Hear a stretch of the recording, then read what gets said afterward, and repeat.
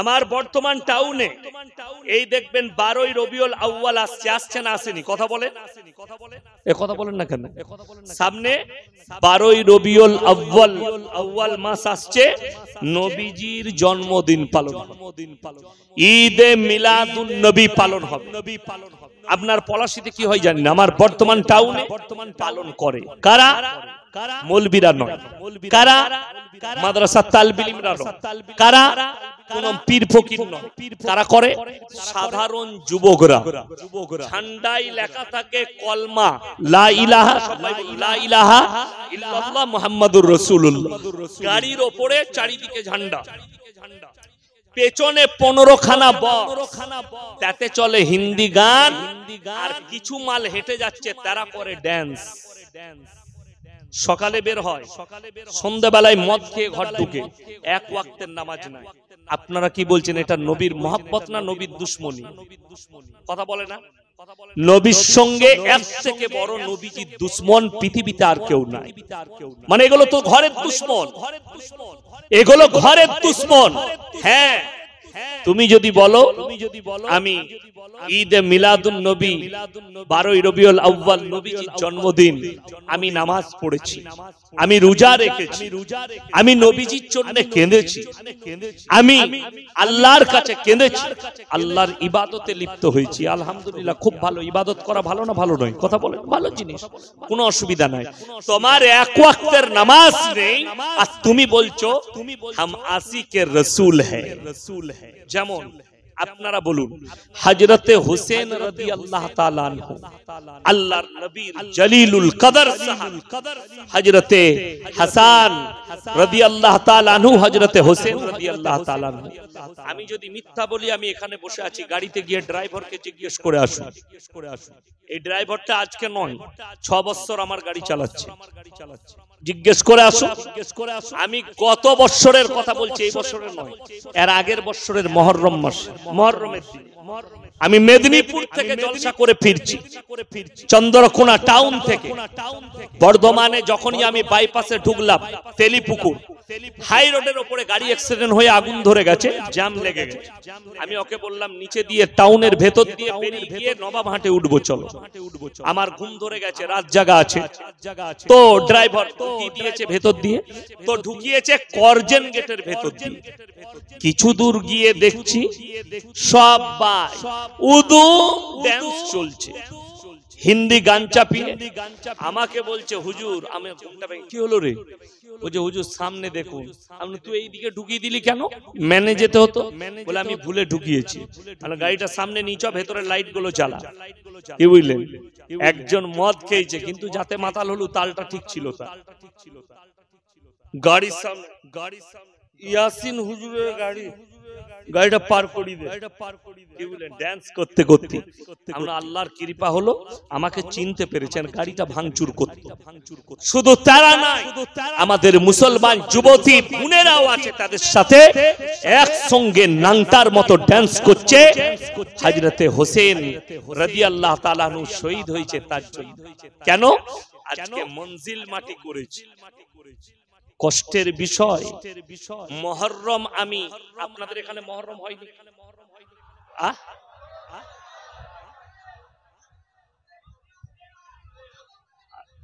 আচ্ছা আচ্ছা আচ্ছা, ঠিক আছে, ভালো জিনিস করবেন, অসুবিধা নাই।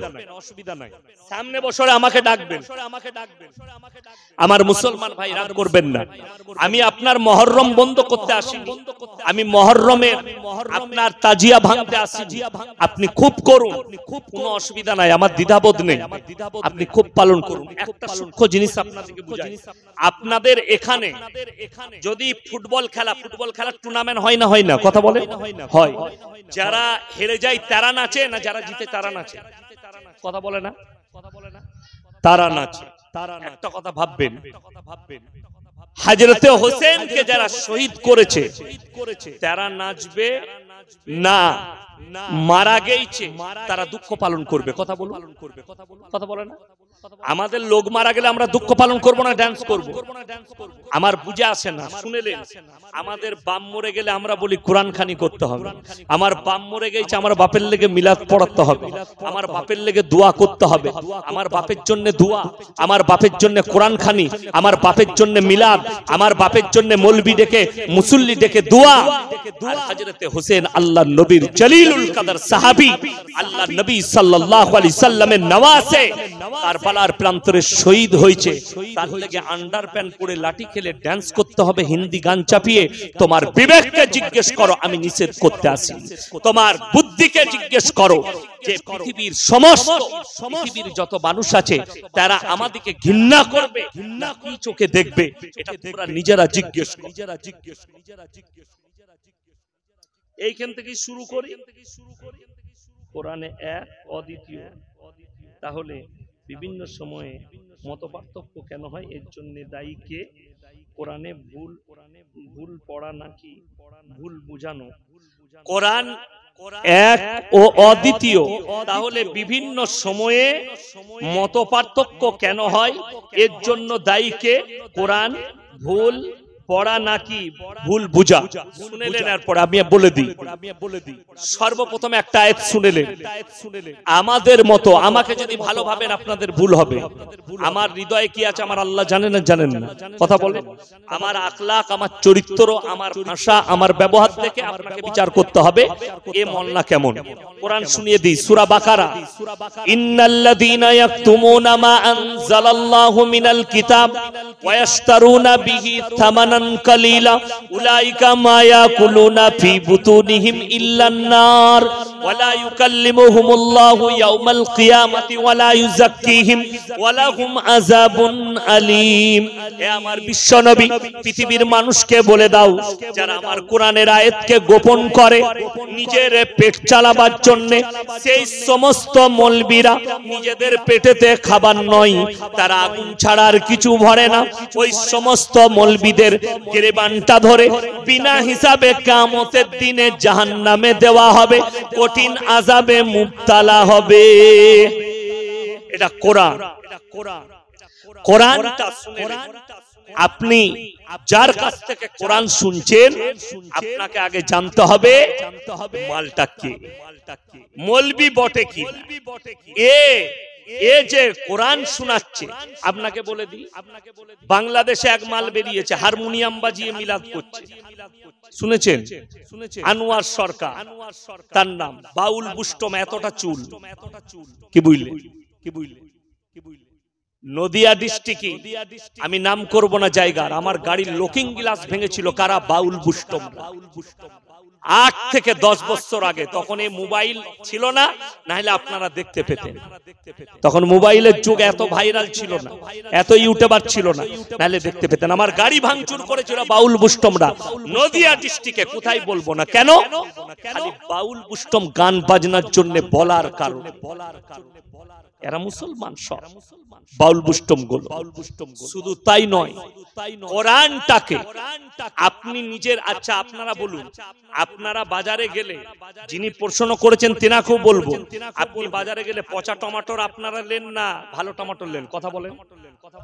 ভালো কি করে বুঝলেন ভালো? আপনার দিমাগ বলছে এই টমেটোটা ভালো, পচাটা আমি লুবো না। তো তোমার দিমাগের দ্বারা যদি টমেটোর বিচার করতে পারো, একটা মৌলবি তোমাকে গল্প শোনাচ্ছে, একটা মৌলবি তোমাকে বদদিনীতে নিয়ে যাচ্ছে, যে মৌলবি বলছে গাঁজা খাওয়া জায়েজ আছে, যে মৌলবি কোরআনের তাফসীর করে বলছে। শুনেলেন? আপনি যদি কোরআনের মানে পড়তে যান, কোরআনে একটা আয়াত আছে, মদ খেলে ক্ষতি বেশি লাভ কম। কোরআনে আছে এটা, কোরআনে আছে মদ খেলে ক্ষতি বেশি লাভ কম। এরপর যদি আপনি বাড়িতে এই আনোয়ার সরকারের মতো যদি হারামখোর হয়, ওই রকম মাল হয়, ওরে বাবরে, শালা মৌলবীরা তাইলে ভালো করে বলেনি তো, শালা কোরআনটা আমাদেরকে ভালো করে বুঝায় না। এই তো কোরআনে আছে মদ খেলে ক্ষতি বেশি লাভ কম। এরপরে আপনাকে আলেমের শরণাপন্ন হতে হবে। কেন? শুনেলেন আয়াতটা। একজন বাড়িতে জামাই এসছে, আপনি ছেলেকে বললেন সকালবেলায় পলাশী বাজারে গিয়ে নাহলে দেবগ্রামে গিয়ে কাতলা মাছ আনবি জামাইয়ের লেগে। কাতলা মাছ আনতে গেছে, তো বাজারে পৌঁছে গেছে। জামাই সকালে উঠে বললে আব্বা আমি কাতলা খাই না, রুই মাছ খাই। ফদ্দই কিন্তু কাতলা মাছ লেগেছে। কি লেগেছে? ফদ্দই কাতলা মাছ। ছেলেকে ফোন করে বললে বাপ ফদ্দই কাতলা লিখেছি, কাতলা লিবি না রুই মাছ লিবি? জামাই রুই খাই। কাতলা মাছ লেখাটা রয়ে গেল, কাজ বাতিল হয়ে গেল, রুই মাছ এসে রান্না হলো। এর নাম হচ্ছে কথাটা রহিত, কাজ বাতিল। কোরআনে আয়াতটা রহিত, তার হুকুম বাতিল হলো কখন? এটা তাফসীরের মধ্যে পাবেন, যখনই আল্লাহ বললেন হে আমার নবী তোমার সাহাবীদিকে বলো তোমাদের জন্য, পরের আয়াতে বললেন মদ স্পর্শ করা হারাম। জোরে বলুন সুবহানাল্লাহ। এটা আপনি পরের চ্যাপ্টারে গেলে এর ব্যাখ্যা বিশ্লেষণে গেলে বুঝতে পারবেন। তখন মদিনার গলিতে বইয়ে দিলে। আর এত মত পার্থক্য, আমি আগেই বললাম যে হাদিসে আছে আমার উম্মতরা নবীজি বলেছেন 73টা দলে বিভক্ত হবে। এরপর 73টা দল হলে 73 রকমের তাফসীর হবে না? হবে না? কথা বলে হবে। আপনার রিহাই নাই। আপনাকে কি বললাম? টমেটো বাঁচার মতো আপনাকে বাঁচতে হবে। আপনাকে বলে দিই, দেখুন ইসলামে গান বাজনা জায়েজ আছে? কথা বলেন। হারাম। যদি ইসলামে গান বাজনা হারাম হয় আর মুহররমে যদি হযরতে হোসেনের মৃত্যু দিবসে কেউ যদি গান বাজনা করে, সেটা জায়েজ হতে পারে? কথা বলে। এটা তো আপনার বিবেক বলে দিবে এটা হারাম না হালাল। সাধারণ শিক্ষিত লোক বলে দিবে, একটা অমুসলিম বলে দিবে যে আমাদের একজন মহান ব্যক্তি, একজন আল্লাহর নবীর নওয়াজে তিনি শহীদ হয়েছেন কারবালার প্রান্তরে। সবথেকে বড়, আমি বাংলাদেশে একটা বক্তার বক্তব্য শুনলাম, কি বললেন? গুটকাখোর মৌলবীর ভাই কি বলছে? হযরতে হোসেনকে যারা কারবালার প্রান্তরে শহীদ করেছিল তারা সব আলেম হাফেজ ছিল। আমি অবাক হয়ে গেলাম, তারা কোথায় মৌলবি পাস করে এলো? কষ্টের বিষয়। অথচ নবীজি সাল্লাল্লাহু আলাইহি সাল্লাম চলে যাওয়ার 53 বছর পরে কারবালার ঘটনা, কত বললাম? 53। বিসাদ সিন্ধু লেখা হয়েছে আরবের মাটিতে 500 বছর পরে, আর ভারতের মাটিতে 700 বছর পরে। নবীজি চলে যাওয়া কারবালার ঘটনা 500 বছর পরে। ঘটনাটা সত্য থাকবে না মিথ্যা হবে? বলে দিই, বেঈমানরা ওই জন্য আপনার কোরআনকে গুলাবার জন্য কত কি করেছে শুনেলেন। স্কুলে আমরা পড়তে যাই না? যাই না? স্কুলে যাই। স্কুলের যতগুলো ইতিহাস আর ভূগোল আছে 98% কোরআন বিরোধী কথা লেখা আছে। আপনারা কি বলছেন বলুন? একটা প্রুফ দেবো, দেবো একটা প্রুফ। থ্রির ইতিহাসে, থ্রিতে পড়েছি না পড়ি না, আদিম যুগের ঘটনা পড়েননি? পড়েছেন। সেখানে কি লেখা আছে? বাঁদর থেকে মানুষ তৈরি হয়েছে, ঠিক কি না? আর আল্লাহ বললেন আমি আমার যতগুলো সৃষ্টি আছে আমি উত্তম রূপে মানুষকে সৃষ্টি করেছি। জোরে বলুন সুবহানাল্লাহ।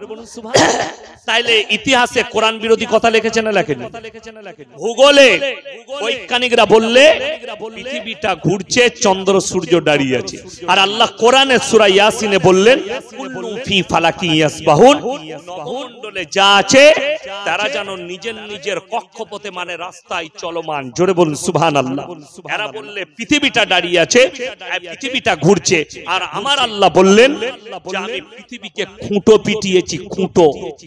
জানেন কোরআন আলাম নাজআলিল আরদ মিহাদা ওয়াল জিবালা আওতাদ, পাহাড়গুলোকে খুঁটো গেড়েছি, জমিন তুমি নড়াচড়া করো না। এটা হচ্ছে কোরআন। ওই জন্য এই মতবিরোধ কিয়ামত পর্যন্ত থাকবে, মিটবে না।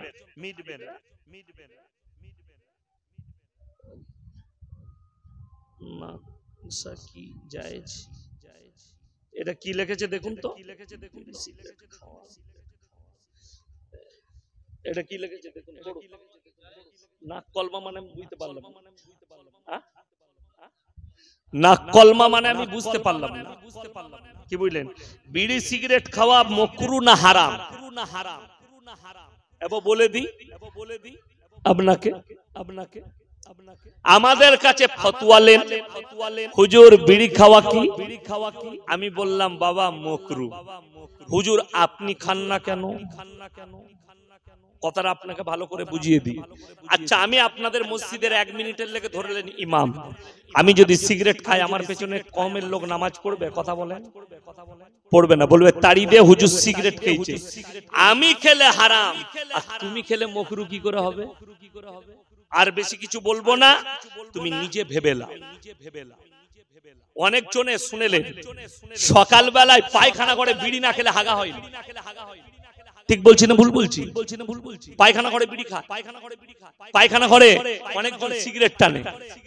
আচ্ছা, আপনি জিজ্ঞেস করুন আপনার ইমামকে হোক, আপনার ভালো জানা মতো মৌলবীকে, পায়খানা ঘরে কথা বলা, যে কোনো জিনিস খাওয়া নিষিদ্ধ হাদিসে আছে, নিষেধ, কথা বলতে পাবে না এবং সেখানে কোনো জিনিস খাওয়া যাবে না। তো আপনি বিড়ি খাবেন কি করে? তাই না? অভ্যাস করে ফেলেছে। এই পাড়ার মেয়েরা মাথায় সিঁদুর পড়ে, জন্মদিন পালন করে, এই সমাজের মায়েরা। দেখুন আমি বলি, যে সমস্ত মেয়েরা সিঁদুর লাগায় তাদের ওই অংশগুলো জাহান্নামের আগুনে যাবে, সম্পূর্ণ হারাম। সিঁদুর শুধু নয়, নেল পালিশ ব্যবহার করা হারাম। যে মেয়েরা নেল পালিশ পায়ের আঙ্গুলে নোকে লাগাবে সেই মেয়েরা পবিত্র হবে না, নাপাক হবে না, অপবিত্র। এবং সিঁদুর ইসলামের জন্য হারাম। আপনি যদি বলেন কি লাগাবো, আপনি রূপোর টিকলি লাগাতে পারেন। টিকলি বুঝেন? টিকলি চুলের সাথে লাগিয়ে দেওয়া হয়, এখানে কপালে ঝুলে, সোনার হোক রূপার হোক, ওটা লাগায়, ওটা ঝুলে, ওটা কিন্তু টাচ করে না চামড়ায়। যেটা সিঁদুর, এটা সম্পূর্ণ হারাম। জন্মদিন পালন করা, আপনাদেরকে বলে দিই, যদি জন্মদিন পালন করা জায়েজ হতো, সব থেকে প্রথমে ইমামরা, আমরা মৌলবীরা করতাম না? করতাম না? কথা বলেন, আমরা আমাদের বেটা বেটির জন্মদিন পালন করি না, আপনারা কি করে করবেন? তাই না? আচ্ছা আপনারা বলুন, কোরআনে আছে, মায়েরা শুনেলেন যারা জন্মদিন পালন করেন, গায়রিল মাগযুবি আলাইহিম ওয়ালাদ দাল্লিন। মাগযুম মানে ইহুদি আর দাল্লিন মানে নাসারা। এই দুটো দলই পদভ্রষ্ট এবং এদের যারা অনুসারী হবে তারাও পদভ্রষ্ট। আমার মুসলমান ভাই, এই জায়গাগুলো থেকে আপনারা বাঁচুন। জন্মদিন, একজন আমাকে প্রশ্ন করেছিল যে ছেলের জন্মদিনে মনে করছি যে 2 রাকাত নামাজ পড়বো আর একটা রোজা রাখবো, এটাও চলবে, এটাও চলবে না। জন্মদিন হিসাব নিয়ে আপনি কি করতে পারেন? আমি এমনি রোজা রাখবো, আমি আমার ছেলের জন্য রোজা রাখবো, ছেলের জন্য একটা গরু কুরবানি করে গরিব এতিমকে খাওয়াবো, আমার ছেলের নামে সদকা করে এতিম মিসকিনকে খাওয়াবো, জায়েজ আছে, কোনো অসুবিধা নেই। কিন্তু জন্মদিন উপলক্ষে রোজা রাখবো, জন্মদিন উপলক্ষে লোককে খানা খাওয়াবো, সেটা ইহুদি নাসারাদের কালচার, ইসলামের নয়। আমার নবীজি সাল্লাল্লাহু আলাইহি সাল্লামের কালচার নয়। অনেক মোল্লারা তাবিজ দেয়, সেই ইমামের পেছনে সালাত আদায় করা যাবে কি? সেই ইমামকে জিজ্ঞেস করুন। কি বললেন? মরহুম মুহররম কারবালার উৎসবে তাজিয়া তৈরি করার জন্য রাস্তা অবরোধ করে টাকা, শুনেলেন? আমি বলে দিই, শুধু এটা নয়, কেউ যদি জলসার জন্য জোরপূর্বক চাঁদা নেয় অপরাধ। ইসলামে জোরপূর্বক চাঁদা জায়েজ নাই। গাড়ি আটকিয়ে ধর্ম পালন করতে ইসলাম বলেনি। আচ্ছা আপনারা বলুন, মসজিদ তৈরি করলে কি করে চাঁদা নিয়ে করেন তো নাকি? কোথায়? গাড়ি আটকিয়ে হাই রোডে চলবে? গাড়ি আটকিয়ে চলবে না। তুমি যদি আল্লাহকে ভালোবাসো, নবীকে ভালোবাসো, তোমার টাকা খরচ করে করো। বুঝতে পেরেছেন না পারেন? ইফতারি, গায়ের লোক সবাই ইফতারি করবো, তাহলে চ গাড়ি আটকিয়ে চাঁদা তুলিগা দিয়ে ইফতারি করব, ওটাও তো একটা ধর্ম পালন। রোজাটা ধর্ম পালন নয়, আল্লাহর ইবাদত। শুনেলেন? মুহররম তোমাকে গাড়ি আটকে, যদি জলসা করার পয়সা না থাকে জলসা করবেন না, কিন্তু গাড়ি আটকে চাঁদা তুলবেন, জোরপূর্বক। আপনার আর একটা অমুসলিমের পার্থক্য কি রইল? কথাটা বুঝতে পারেননি? আপনারা বলুন, আমাদের ওয়াকফ করা জায়গা ছাড়া যে কোনো জায়গায় মসজিদ তৈরি করা যাবে? লোকের কথা বলে না, যাবে না। যার তার জায়গা দখল করে মসজিদ হবে না, নামাজও হবে না। যদি জোরপূর্বক কারোর জায়গা নিয়ে মসজিদ করেন, সেই মসজিদে নামাজ হবে। খুশি করে দান করতে হবে, খুশি করে দিতে হবে, তবে নামাজ হবে। একদম কোন রকমের এইভাবে জোরপূর্বক চাঁদা নিয়ে করা যাবে না। এটা বুক চাবড়ানো হয় বলার দিন। এখানে দরগা পুজো হয়, আর দাও না, দরগা পুজো করা হয়। ঘোড়া চিন্নি দেওয়া হয়, এখানে খাও, খুব খাও,